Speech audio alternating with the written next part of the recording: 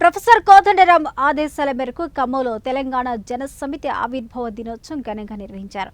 వసంతాలు పూర్తి చేసుకుని 8 సంవత్సరాల్లోకి అడుగు పెడుతున్న సందర్భంగా జెండా ఆవిష్కరించారు.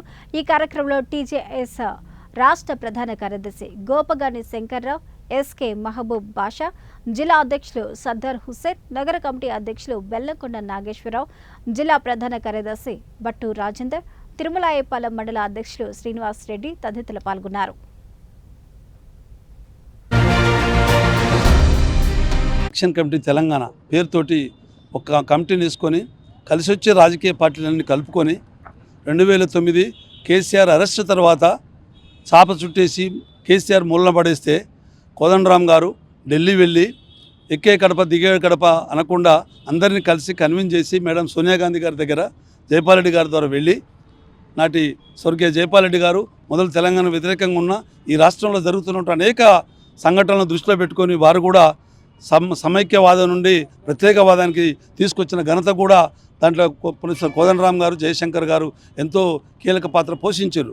జైపాల్ రెడ్డి గారు కూడా తెర వెనుకుండి పార్లమెంట్లో అన్నాడు బలంగా ఉన్న రాజకీయ పార్టీలను కూడా కన్విన్స్ చేసి మరి తెలంగాణ బిల్లు పెట్టిన రోజు వారు అమోఘమైన పాత్ర పోషించి మేడం సోనియా గాంధీ మనసు కరిగి తెలంగాణ తల్లి సోనియా గాంధీని ఒప్పించి తెలంగాణ పార్లమెంట్లో బిల్లు పెట్టడం జరిగింది.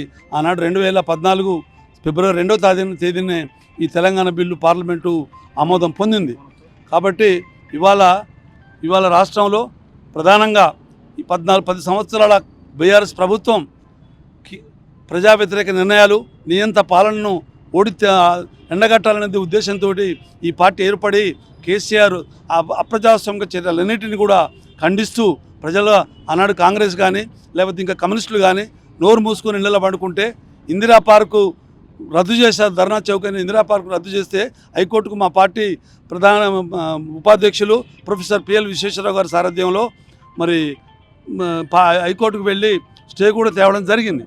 కాబట్టి ఆ తర్వాత అనేక కార్యక్రమాలు ఈ రాష్ట్రంలో పోడుభూముల సమస్య కానివ్వండి, నిరుద్యోగ సమస్య కానివ్వండి, కొలువులోకి కొట్లాట అనే కార్యక్రమం నిజాం కాలేజ్ గ్రౌండ్లో పెడితే ఆనాడు కేసీఆర్ ప్రభుత్వం కోదండరాం సారు గృహాన్ని అర్ధరాత్రి ముట్టడించి తలుపులు పలగొట్టి ఆయన్ని అకారణంగా అరెస్ట్ చేసిన సందర్భం, ఆయనతో పాటు వందలాది మంది మా పార్టీ శ్రేణులను కూడా అరెస్ట్ చేశారు. అంటే ప్రజాస్వామిక హక్కుల కోసం